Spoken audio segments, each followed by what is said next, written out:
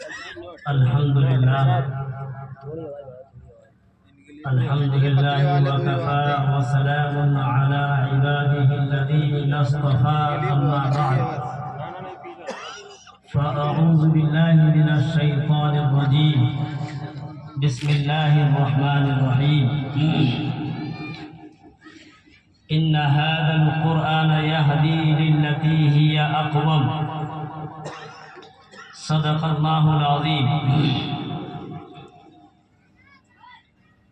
نور خدا ہے کفر کی حرکت پہ خندہ زن، نور خدا ہے کفر کی حرکت پہ خندہ زن، پھوکوں سے یہ چراغ بجھایا نہ جائے گا۔ اسٹیج پر رونق افروز علماء کرام، تمام سامعین اعظام، مختصر وقت کے لیے میں آپ حضرات کے سامنے حاضر ہوا ہوں، بلکہ مجھے اس سے پہلے بولنے کی کوئی اطلاع بھی نہیں تھی۔ البتہ جب ناظم صاحب نے مجھے حکم دے دیا ہے، میں آپ کے بیچ آ بیٹھا ہوں۔ کوشش کروں گا کہ مختصر وقت میں کوئی دینی بات قرآن کے متعلق، دین کے متعلق میں عرض کر دوں، تو تمام اسٹیج پر رونق افروز علماء کرام کی دعاؤں کے سہارے میں عرض کرتا ہوں کہ الہی رونق اسلام کے سامان پیدا کر، الہی رونق اسلام کے سامان پیدا کر، دلوں میں مومنوں کے الفت قرآن پیدا کر۔ معزز حاضرین کرام، ہم جو یہ دیکھ رہے ہیں مدرسہ ہذا کے اندر ان طلباء نے قرآن کریم حفظ کیا، ان کی دستار فضیلت ہوئی ہے۔ میں عرض کروں کہ قرآن کریم اللہ کا وہ کلام ہے کہ اس کی مثال ملنا مشکل نہیں، ناممکن ہے۔ جس طرح اللہ رب العزت کی ذات سب سے اعلیٰ اور برتر ہے، اسی طرح تمام کتابوں میں قرآن کریم سب سے اعلیٰ اور برتر کتاب ہے۔ یہ قرآن جس کے اندر محفوظ ہو جاتا ہے، یہ اس کے دل کو جھنجھوڑتا ہے کہ تو عاجز بن جا، تو متواضع بن جا، اور تو نبی کریم صلی اللہ علیہ وسلم کی سنتوں کا حامل بن جا، نبی کریم صلی اللہ علیہ وسلم کی سنتوں پر عمل پیرا ہو جا۔ کون سی کتاب ایسی ہے کہ جس کے دیکھنے پر ثواب ہو، جس کے چھونے پر ثواب ہو، جس کے پڑھنے پر ثواب ہو؟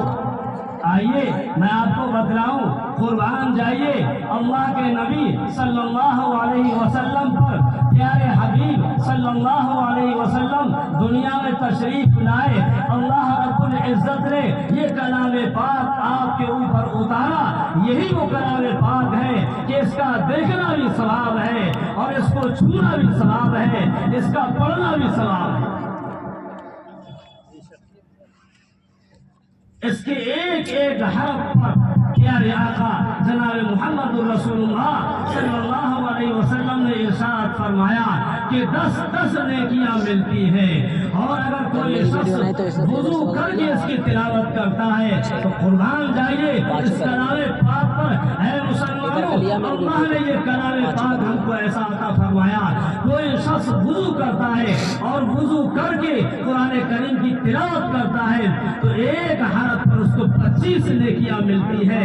اور یہی کلام پاک ہے. وضو کرتا ہے اور وضو کر کے نماز پڑھتا ہے اور نماز میں اگر بیٹھ کر تلاوت کرتا ہے تو ایک ایک حرف پر 50 نیکیاں ملتی ہے. اور یہی کلام پاک ہے. جب وضو کرتا ہے اور وضو کر کے نماز پڑھتا ہے اور نماز میں کھڑے ہو کر کے جب قرآن کریم کی تلاوت کرتا ہے تو ایک ایک حرف پر 100 نیکیاں ملتی ہے. اس سے بڑی فضیلت کی کتاب، اس سے بڑی ثواب کی کتاب کون سی ہو سکتی ہے؟ یہ ہے وہ کتاب کریم جس کو ان معصوم بچوں نے اپنے سینے میں بھرا ہے. اس قرآن کا ثواب حاصل کرنے کے لیے ان مکاتب کی ضرورت ہے، ان مدارس کی ضرورت ہے، ان اداروں کی ضرورت ہے. ذرا دیکھیے کس طرح سے جنگل ہی جنگل نظر آ رہا ہے اور پورے جنگل کے اندر ایک یہ گلشن نظر آ رہا ہے کہ اس کے اندر سے وہ معصوم بچے اپنی دوسری زبان سے قرآن کریم یاد کر رہے ہیں اور قرآن کریم یاد کر کے نکلیں گے اور کیسے کیسے گاؤں دیہاتوں میں پہنچیں گے. اگر کہیں بچہ پیدا ہو رہا ہے اس کے کان میں اذان پڑھنے کی ضرورت پڑے گی، انہی اداروں سے ملیں گے. اگر کہیں انسان کا انتقال ہو رہا ہے جنازے کی نماز پڑھانے کی ضرورت پڑے گی، انہی اداروں سے وہ ملیں گے. میرے بزرگوں ان اداروں کی ضرورت ہے، ان اداروں کی ایسی ضرورت ہے.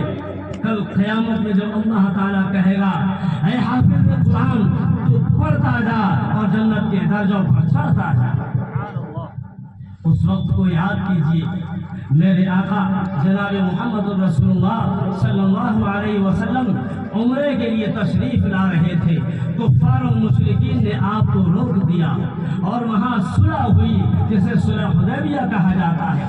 جب صلح ہوئی اور صلح نامہ تیار کیا گیا، ذرا سمجھے بات کو، جب صلح نامہ تیار کیا گیا تو حضرت علی رضی اللہ تعالی عنہ نے میرے آقا جناب محمد رسول اللہ صلی اللہ علیہ وسلم کی طرف سے صلح نامہ تحریر کیا.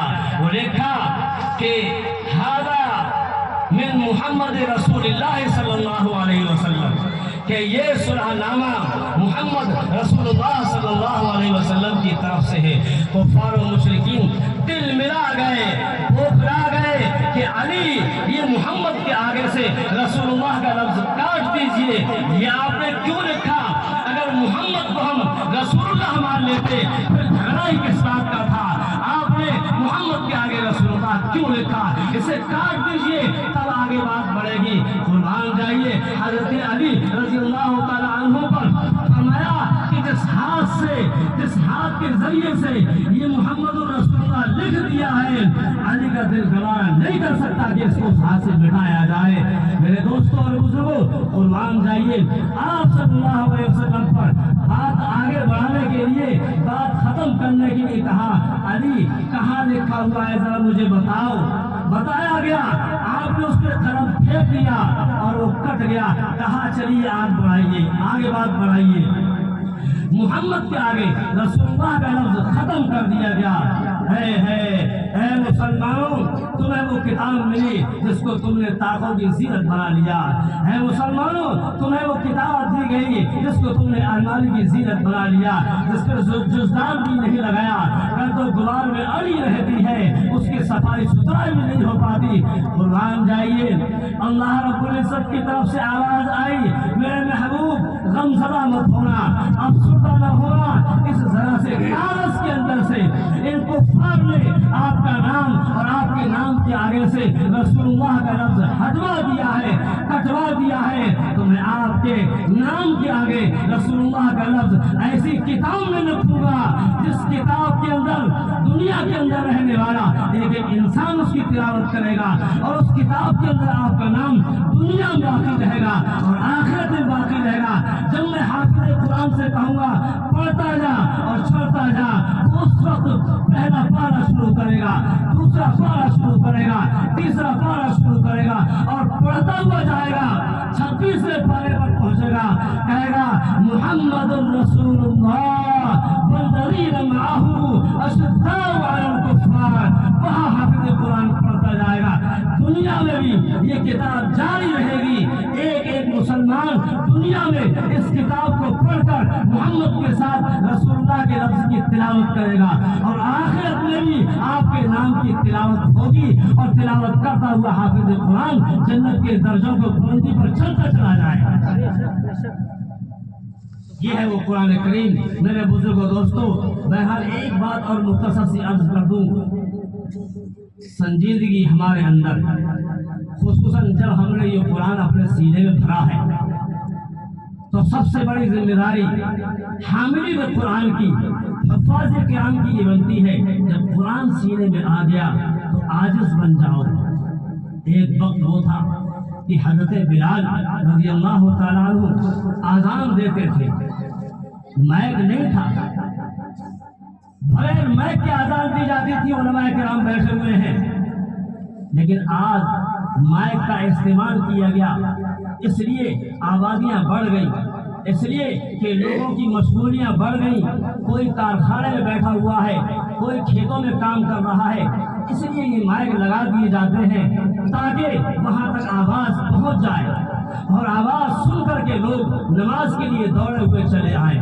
تو پہلی بات تو اس کے اندر یہ ہے کہ آج مائک کے ذریعے آذان دی جا رہی ہے، کارخانے میں بیٹھے ہوئے انسان کے کانوں میں آواز پہنچ رہی ہے، کھیت پر کام کرتے ہوئے انسان کے کانوں میں آواز پہنچ رہی ہے، بیوی بچوں کے ساتھ بیٹھے ہوئے گھر کے اندر یہ آواز پہنچ رہی ہے۔ آواز پہنچنے کے باوجود انسان جو کارخانے میں بیٹھا ہوا ہے کارخانہ نہیں چھوڑ رہا ہے، انسان جو کھیت میں کام کر رہا ہے کام نہیں چھوڑ رہا ہے، بیوی بچوں میں دکان میں جو بیٹھا ہوا ہے، ملازمت پر جو لگا ہوا ہے، دفتر میں جو بیٹھا ہوا ہے کام نہیں چھوڑ رہا ہے۔ تو میرے دوستوں اور بزرگوں، کہنے والے نے کہا کہ پھر آخر تمہیں مائک کی کیا ضرورت ہے؟ جب تم مائک کی آذان سن کر کے، آواز سن کر کے مسجدوں میں آنے والے نہیں بن رہے ہو، اس کا نتیجہ نکلا کہ دشمن کھڑا ہوا اور اس نے آواز لگائی اپنی مساجد سے مائک اتار دو۔ تمہیں کیا ضرورت ہے اے مسلمانوں؟ اس مائک کی آواز کو سن کر کے مسجدوں میں آنے والے بن جاؤ، مسجدوں کو آباد کرنے والے بن جاؤ۔ مسجدوں کو آباد کرنے کے بعد میں کوئی ایسا دشمن نہیں کھڑا ملے گا کہ وہ یہ کہے گا کہ مائک مسجد کے اوپر سے مائک اتار دو۔ اس کی ذمہ داری جہاں ان کی ہے، اسی کے ساتھ ساتھ اس کی ذمہ داری ہماری بھی ہے کہ ہم خود اس کا ذریعہ اور سبب بنے۔ لیکن اس بات کو اتنا اثر بھی نہ سمجھ لیا جائے، اپنی عاجزی اور انکساری، جب ایک حرف پڑھتے ہیں قرآن کا وضو کر کے تو 25 نیکیاں ملتی ہیں، پھر اگر مائک خراب ہو جائے تو اس پہ ہم کیوں دل ملا رہے ہیں؟ میرے بزرگوں، حاملین قرآن سے میں درخواست کروں گا، عوام جتنی متواضع نہ ہو اس سے زیادہ متواضع ہم ہو جائیں۔ اگر ہم ہو جائیں گے، ہم قوم کے رہنما ہیں، ہم قوم کے رہبر ہیں۔ میرے بزرگ دوستوں، ہم سے پیار پیدا ہوتا ہے، ہم سے لوگوں میں کھلوالی بستی ہے، ہمارے اندر جب فساد پیدا ہوگا، سختی آئے گی، تلملاہٹ آئے گی، ان کے مزاج کہاں سے نرم ہو جائیں گے؟ بڑے ادب کے ساتھ اور بہت ہی زیادہ تواضع کے انداز میں میں درخواست کروں گا، اگر سے مجھ سے بڑے علماء کرام یہاں تشریف فرما ہے، لیکن ادب کے ساتھ میں عرض کروں گا پہلے ہم ہی راہ پر آ جائیں۔ میرے بزرگوں، ہمارے راہ پر آنے کی از حد ضرورت ہے، جب ہی ہمارے ادارے کامیاب ہوں گے، جب ہی ہماری مساجد کامیاب ہوں گی، تبھی ہمارے مکاتب کامیاب ہوں گے، تبھی ہمارے مراکز کامیاب ہوں گے۔ مختصر وقت تھا میرا میرے بزرگوں دوستوں، ورنہ قرآن کے متعلق اور بھی تفصیل کچھ ذہن میں آ رہی ہے۔ بہرحال دعا فرمائے اللہ تعالی ہم سب کو کہنے سننے سے زیادہ عمل کی توفیق نصیب فرمائے۔ وآخر دعوانا ان الحمد للہ رب العالمین۔